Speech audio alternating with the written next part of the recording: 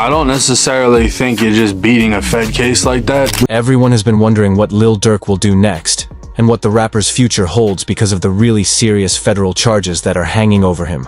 A 80-year sentence plus life, you're not making it. Life plus a year in prison? You won't make it. Rumor has it that Durk may have pulled an El Chapo, so it appears that he was considering the same thing. How did this occur?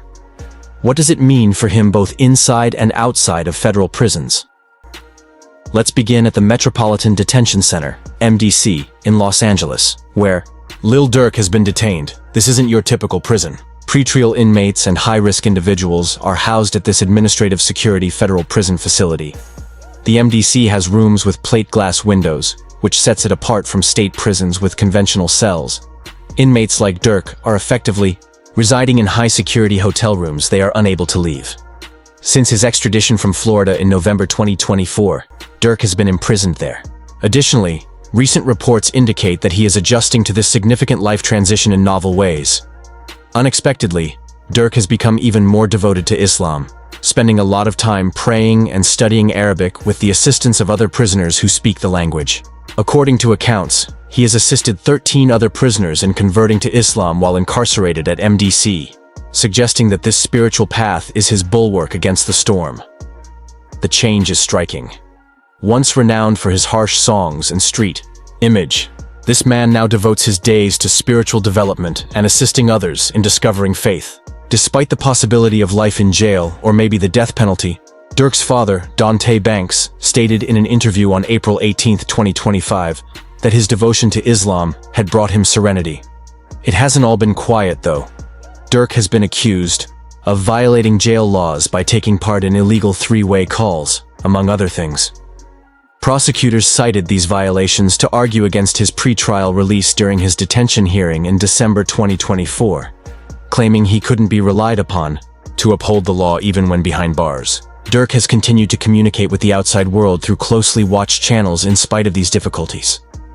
His most notable recent engagement was a phone conversation with DJ Academics on April 28, 2025, during which he exuded extraordinary positivity. I've been good, man, mentally, spiritually. I've been on top of my shit. I'll be back out there, you hear me? Man, we can't wait, bro. We've been praying for you. Thank you. I need all the prayers. I appreciate you. I was telling them, I was like, I think. Given the seriousness of his circumstances, he faces federal murder for hire accusations that carry a potential life sentence.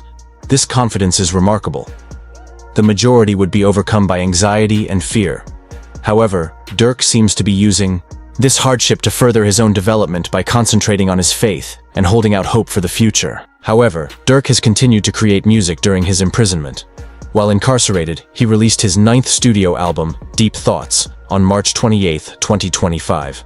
Surprisingly, it debuted at number 3 on the US Billboard 200. Future, Lil Baby, Hunksho, and Janae Aiko are among the amazing list of collaborators on the record, demonstrating that his artistic influence transcends even the confines of prison. In the same chat with DJ Academics, Durk said that he hadn't even listened to his own album through to the end. But they would keep me updated, but I ain't heard nothing. This is like a box of hell. We don't get no news, no talk, no nothing. If you don't call or somebody says it to you on the computer, it's a wrap. This quote highlights the alienating reality of federal prison, where even prosperous artists are isolated from the society they formerly controlled. The album's producers were forced to speak with Durk only over the phone, playing beats and talking about the album's artistic direction from a distance. The record cover, which features Durk in a jail cell covered with graffiti, and the accompanying mini-documentary offer unique insight into how artists modify their creative process when incarcerated. Durk's legal team is putting together a strong defense in the interim. His lawyers, including seasoned criminal defense specialists Jonathan Brayman and Drew Findling, have filed petitions to have the superseding indictment dismissed on the grounds that the prosecutors used speculative evidence and misled the grand jury. They are concentrating especially on contesting the use of song lyrics as proof, arguing that they were composed prior to Robinson's passing and are unrelated to the alleged offenses. The defense team's approach goes beyond contesting the evidence. On May 8, 2025, they will propose an upgraded bail package that includes $900,000 in real estate, $1 million in cash from Alamo Records, $150,000 from a business colleague, 24-hour private security, and electronic monitoring. They are getting ready for this important bond hearing. This latest bundle demonstrates how much Durk's team wants him released pending trial and is a major increase above earlier attempts. Judge Patricia Donahue rejected the initial $3 million bond offer in December 2024, stating that Durk's enormous wealth and claimed flight risk justified his continued detention. This bond hearing's timing is crucial. Since the trial has been rescheduled for October 14, 2025, Durk may spend more than a year in custody before he even gets to see the judge. Given the circumstantial character of a large portion of the prosecution's evidence, his legal team contends that this prolonged pretrial incarceration is unjust. The continuing civil litigation further complicate matters. In addition to the federal criminal accusations, Durk is facing wrongful death lawsuits brought by FBG Duck's mother and Andrea Laquilla Robinson, the mother of Savo Robinson. Even if he is able to avoid the criminal charges, these civil cases, which operate under a lesser bar of proof, could deplete his finances. Andrea Robinson's civil action, which echoes the federal accusations, is especially harmful because it alleges that Durk planned the specific attack that killed her son. Duck was shot dead in the Gold Coast neighborhood of Chicago after a $100,000 bounty was placed on his head, according to the FBG Duck complaint, which also claims a pattern of violence. Durk's family has been his most steadfast source of public support during this experience. In October 2024, his son, Zayden Banks, released an emotional statement highlighting Durk's position as a devoted father and his charitable activities through Neighborhood Heroes.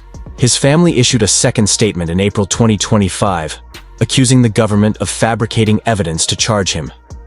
They specifically criticized the use of his rap songs against him. The family's support for Durk is indicative of a larger societal discussion around the criminalization of rap music. They contend that songs are not admissions of actual crimes, but rather forms of artistic expression that are protected by the First Amendment. As the trial draws near, Durk's defense will probably make extensive use of this point. Even though Durk keeps up a positive public persona and keeps putting out music, the truth about his circumstances is still very clear. With 230 GB of digital evidence, wiretap recordings, and purported testimony from several informants, federal prosecutors have assembled what they consider to be an unbeatable case. This isn't your average federal case, based on the overwhelming amount of evidence. One of the biggest names in hip-hop is the focus of a thorough takedown operation. The stakes are really high. Durk faces a minimum sentence of life in prison if found guilty. But considering the seriousness of the charges, some legal experts speculate that prosecutors may even pursue the death penalty. This possible outcome would be a terrible fall from grace for someone who went from the dangerous streets of Chicago to Grammy-winning stardom. However, Durk seems to be finding solace in his family and beliefs within the confines of MDC Los Angeles. Even in prison, he has a community of believers thanks to his conversion to Islam. It is unclear if this optimistic outlook will be able to keep him going through a challenge that might decide the remainder of his life, even while his ongoing creation demonstrates that his creative soul is still intact. However, how did Durk initially find himself in this unwelcome motel situation? Federal chains to the streets. He's locked up. Got the whole the mugshot. No, Durk Devontae Banks became a global sensation by working with Drake, Future, and Jay after emerging from the rough streets of Chicago's drill scene, Cole. However, behind the sold-out gigs and platinum records, federal authorities were assembling what they say is a strong case against one of the most powerful people in rap. On October 24, 2024, the narrative takes a sharp turn when U.S. Durk was apprehended by marshals at Miami International Airport. The situation gets even worse, though, because the officials didn't simply intercept him attempting to board a normal aircraft. According to investigators, Durk had reserved not one, but 3 escape routes on the same day: a commercial aircraft to Switzerland via New Jersey, a private jet to Italy, and a flight to Dubai via Qatar. That's some serious planning, and federal authorities were instantly alarmed, interpreting it as a last-ditch effort to leave the nation. Why was Durk purportedly so frightened that he was attempting to simultaneously bounce to 3 other countries? Rest assured, though, because what came next was completely crazy. Using guns in furtherance of a violent crime leading in death, conspiracy to conduct murder for pay, and use of interstate facilities to commit murder for hire resulting in death are just a few of the most serious accusations that federal prosecutors brought against Durk on November 8, 2024. Prosecutors say that all of these allegations are part of a planned retaliation against rival musician Quando Rondo. The government documents following King Von's untimely murder in November 2020 read like a crime fiction, describing a purported conspiracy that would raise suspicions even among the most seasoned street veterans. Prosecutors claimed that Durk put a bag on Quando Rondo's head and offered anyone who was willing to manage the business chances and money within his label. They said he was connected to 5 men: Cuz, also known as Kevin London Grant; Diddy, also known as DeAndre Dantrell Wilson, known as Flocka; Keith Jones; Brown Eyes, also known as David Brian Lindsay; and F. Boogie, also known as Asa Houston, volunteered to accept the contract. The purported plot developed with military accuracy. According to reports, these people were notified by a longtime affiliate that Quando Rondo was lodging at a particular hotel in Los Angeles on August 18, 2022. The team flew to California, hired fancy cars, bought ski masks, and obtained weapons, including what authorities say is a fully automatic machine gun, all of which were allegedly funded by Durk.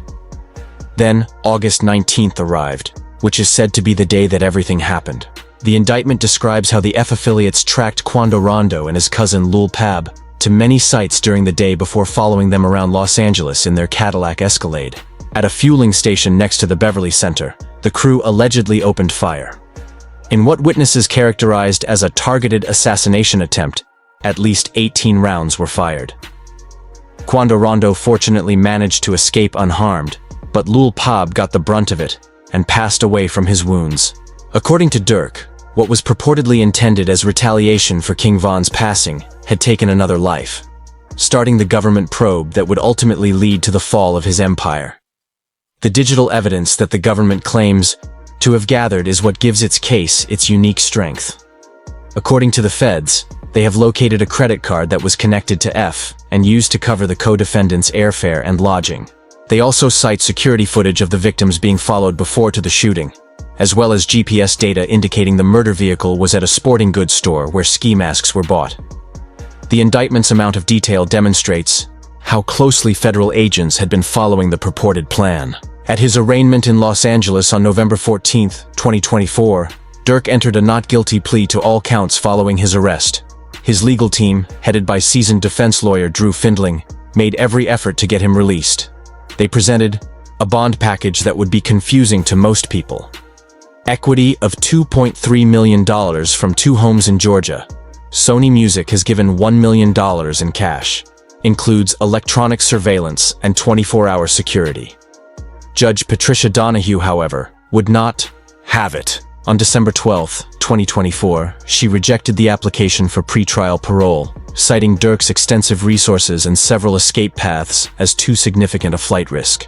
His alleged planning was unmistakable proof that he posed a flight risk. Prosecutors said that Durk was engaging in illegal 3-way calls at the MDC in Los Angeles, which further exacerbated his situation.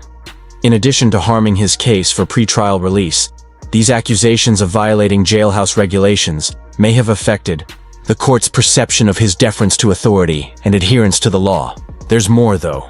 During Durk's detention hearings, prosecutors released yet another bombshell, as if the Quando Rondo case wasn't already serious enough. They disclosed that he could be linked to a second murder-for-hire scheme in which Stephen Mack, a 24-year-old alleged shot caller in the Chicago Gangster Disciples Smashville faction, was killed in January 2022. An unsealed FBI affidavit from 2023 states that Mack was shot and killed after departing a Chicago child center. The dossier cites social media posts and text messages about Durk paying for Mack's death, purportedly in vengeance for Durk's brother Dante, OTF D. Thang Banks's 2021 murder. Even though Durk hasn't been officially charged in this case yet, prosecutors cited this affidavit to support their case that he should stay in prison, illustrating a pattern of aggressive behavior that goes beyond the Quando Rondo case. Although there are currently few facts available, federal prosecutors have also asserted that Durk offered money for more strikes, including one that targeted a witness's family. These allegations came up during his detention hearing in December 2024, when prosecutors presented Durk as a community threat who needed to be incarcerated in order to stop other acts of violence. Criminal accusations are only the beginning of the legal battles. In addition, Durk is battling a number of civil cases that might deplete his finances and severely damage his reputation. Savia Robinson's mother, Andrea Laquila Robinson, sued Durk, his business manager F, and a connected corporation in Cook County Court, Chicago, on February 24, 2025 for wrongful death. According to the lawsuit, Durk planned the targeted strike that killed her son in the 2022 shooting in Los Angeles. In a different case from October 2024, the mother of FBG Duck sued Durk, F, King Von's estate, and a number of music labels for wrongful death. According to this lawsuit, FBG Duck was shot and killed in August 2020 in the Gold Coast neighborhood of Chicago, as a result of Durk and F planning a violent campaign against him, which included putting a $100,000 bounty on his head. Durk was able to stay in touch with his fan following in spite of all of these escalating legal issues. While incarcerated at the Metropolitan Detention Center in Los Angeles, he released his 9th studio album, Deep Thoughts, on March 28, 2025. His fan base remained devoted despite his legal issues, as seen by the album's number 3 debut on the US Billboard 200, which included guest appearances from Future, Lil Baby, Hung, and Jhené Aiko. The second chapter of our journey begins here, though, and this is where things start to become really interesting. Rumors of snitching and informants within Durk's circle have been circulating the streets. Cooperating with police is seen in street culture as the ultimate transgression, a betrayal that violates the unspoken rules guiding interactions in neighborhoods where there is a pervasive mistrust of law enforcement. Additionally, rumors have it that Durk's close associate may have been wearing a wire, accumulating evidence over years that would ultimately bring down his entire enterprise. There are rats in the kitchen. You must realize how extensive the federal government's evidence collecting against Lil Durk wiretaps, recordings, and all that, like, he was in too deep with a J. Reed has become. Prosecutors have collected almost 230 GB of digital evidence against Durk and his co-defendants, according to court documents. 230 GB is not an error. This comprises more than 20,000 pages of records describing suspected violent acts, audio recordings, and surveillance footage. Both the prosecution and defense acknowledge the intricacy of the case, which is why Durk's trial, which was initially set for January 7, 2025, was postponed to October 14, 2025. Let's move on to the specifics, the snitching accusations that are making headlines. Jam and Brick Baby are two names that keep coming up in these discussions. Rumors have been going around the internet and in the streets that these people may have given federal authorities recordings or testimony that was damaging. The really crazy thing is that the claimed betrayal might have been occurring for years right in front of everyone. First, let's talk about Jam, who seems to be at the core of these accusations of snitching. According to several sources, Jam, who was formerly regarded as a member of Durk's inner circle, may have been assisting federal investigators for a considerable amount of time.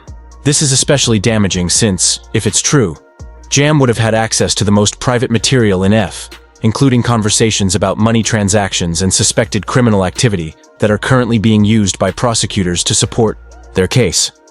It is important to consider when Jam allegedly cooperated.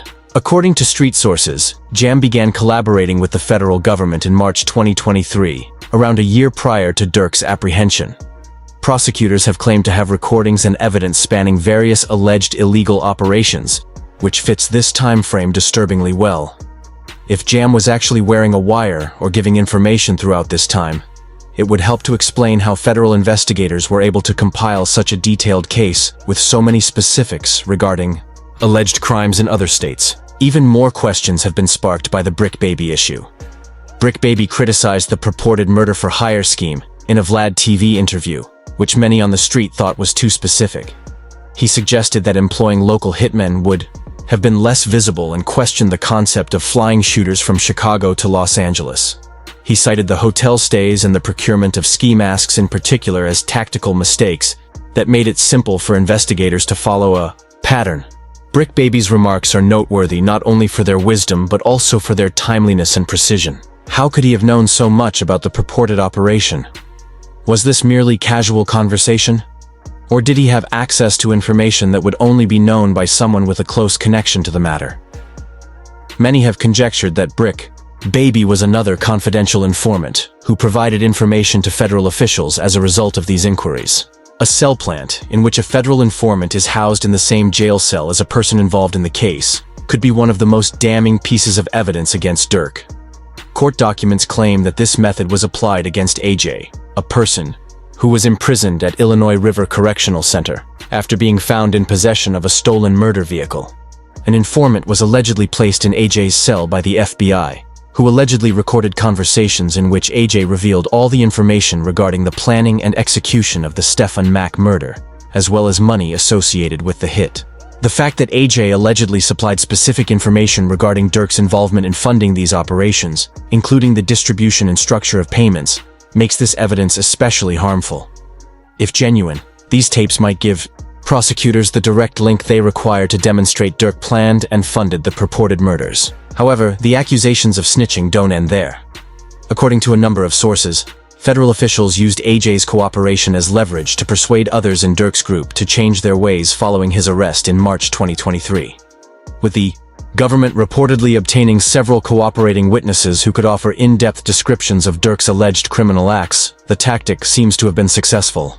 The possibility that Durk anticipated betrayal is one intriguing element of these claims. Street sources claim that Lil Durk was not taken by surprise. He was already aware of Jam's snitch. According to accounts, Durk was really anticipating arrests at his birthday celebration event in Chicago. This may help to explain why, when federal agents arrived at Miami International Airport to apprehend him, he had many escape routes prepared. The evidence of the wiretap seems just as damaging. According to court filings, federal investigators may possess recordings that explicitly link Durk to conversations about payments for purported hits. Prosecutors claim that these wiretaps contain Durk's voice, talking about money transactions connected to the murder-for-hire schemes, giving them the evidence they need to prove conspiracy charges. These recordings are especially harmful because they purportedly document Durk talking about the logistics and payment arrangements for purported hits. Prosecutors say they have a recording of Durk telling an acquaintance in one case, "Avoid booking any flights with Sikme under any names," accusing him of trying to avoid leaving a paper trail that would link him to the conspiracy. The federal case seems to have been constructed systematically, with investigators use all available resources. Prosecutors cite digital evidence, such as credit card transactions, GPS data, and surveillance film, in addition to wiretaps and informants, that purports to monitor Durk and his colleagues' movements before, during, and following suspected illegal operations. Credit card transactions are one piece of evidence that is especially devastating. According to federal police, they have located an F-linked credit card that was used to pay for lodging, travel, and equipment in the alleged murder-for-hire scheme against Quando. It may be challenging for defense lawyers to sort through the web of direct and indirect evidence created by this financial paper trail, witness testimony, and wiretap evidence. It is impossible to overestimate the effect of these accusations on the larger hip-hop community. The simplest idea of assisting the authorities may be fatal in street culture, if not career-ending. Even if an artist is eventually found not guilty, portraying them as surrounded by informants could harm their reputation, because Durk and other musicians have established their brand on authenticity and street credibility. The psychological warfare component of this issue adds to its complexity. The mere possibility of informants is frequently used by federal authorities to instill distrust and anxiety in criminal organizations. By disclosing information on possible spies, they might arouse suspicion among all parties, which may encourage greater cooperation as people scramble to make deals before their colleagues do. These connections are governed by an unforgiving street code. The conventional wisdom states that snitching is never appropriate. However, many people's opinions have shifted as a result of federal pressure. Even the most devoted soldiers have had to reconsider their goals in light of the possibility of decades in jail or life sentences, particularly when confronted with the full force of federal prosecution. One thing is evident as we piece together this intricate web of wiretapped communications and claimed betrayals. The federal government seems to have assembled a case that goes much beyond the Quando case. Prosecutors may have constructed a narrative portraying Durk as the mastermind of a violent criminal operation that spans multiple states and involves multiple alleged murders by purportedly obtaining hundreds of hours of recorded conversations and multiple cooperating witnesses. The worst thing for Durk is that his relationships and reputation might already be harmed. even if some of these snitching accusations turn out to be untrue. In a world where paranoia is rampant and trust is crucial, the simplest implication that someone in your inner circle was spying on you for the government can sever once unbreakable ties. There is no doubt that Lil Durk's federal nightmare will have a lasting impact on hip-hop culture. The use of artistic expression in criminal processes, and the ongoing discussion surrounding violence in rap music. As this historic case develops, keep checking this channel for updates. Will Lil Durk defeat the government and take back his hip-hop dominance? Or will he become one of the many rappers who allow street codes to ruin their potential careers? Time will tell. However, there is no doubt that this story is far from finished.